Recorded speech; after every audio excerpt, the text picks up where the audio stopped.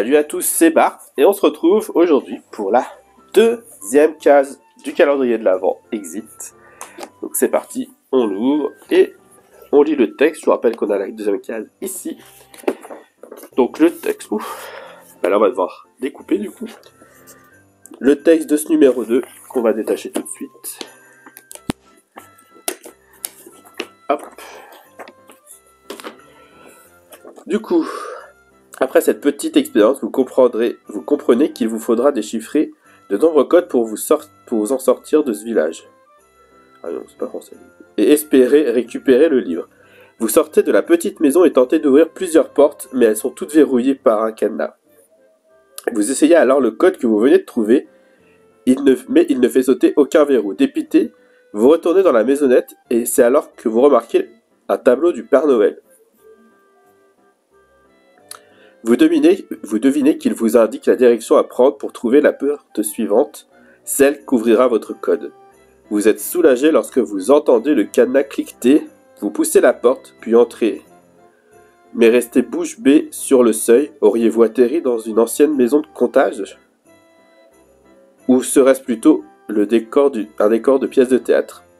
Tout vous semble très vieillot, comme si le temps s'était arrêté. Il ne manque plus que les esprits de Noël passés, présents et futurs pour compléter le tableau.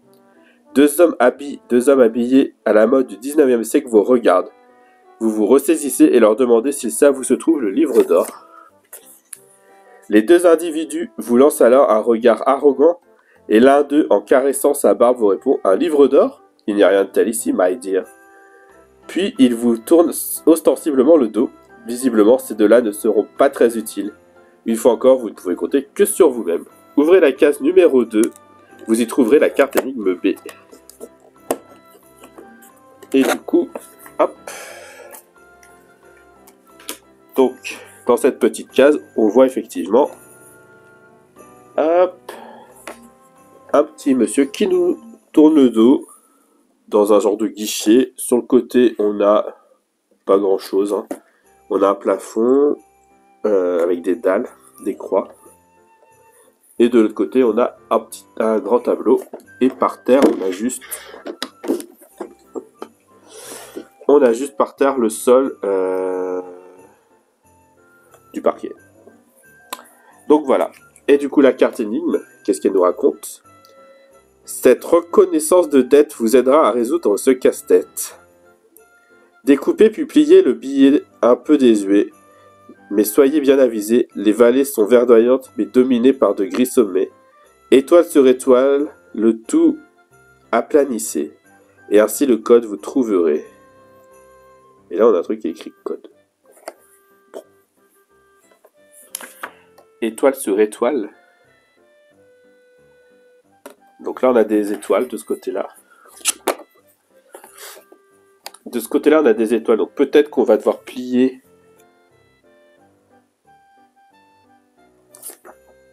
Oui, donc on plie en vallée, donc on fait des plis à l'intérieur pour les traits verts, et les plis en extérieur pour les traits gris. Et j'imagine qu'on va rejoindre les deux étoiles, et on devrait voir quelque chose apparaître. Donc on va voir.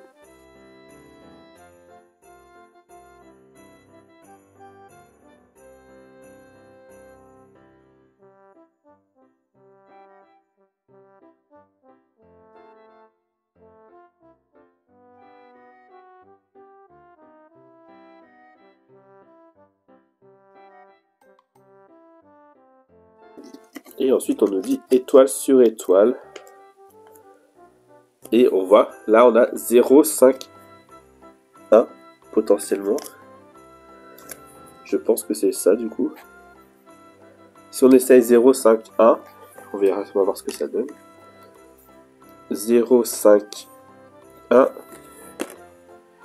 Donc, oula. On va écrire avec un vrai stylo du coup.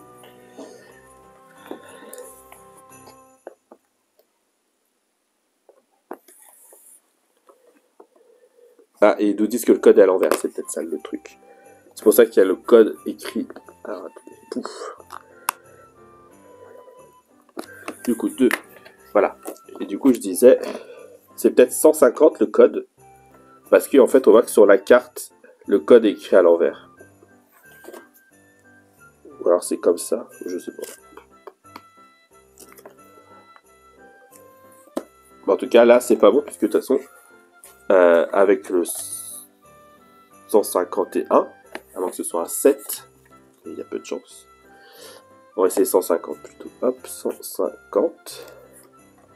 Voilà. Et là, on nous dit du coup en haut, en bas à la gauche, en haut à droite, ici. On arrive ici, on a plus l'une et Y. Et du coup, ici, on a plus l'une et Y. Du coup, on est arrivé à la troisième case, qui sera ici. Du coup, si la vidéo vous a plu, n'hésitez pas à liker, à commenter, à partager, à vous abonner. C'était Bart et je vous dis à bientôt.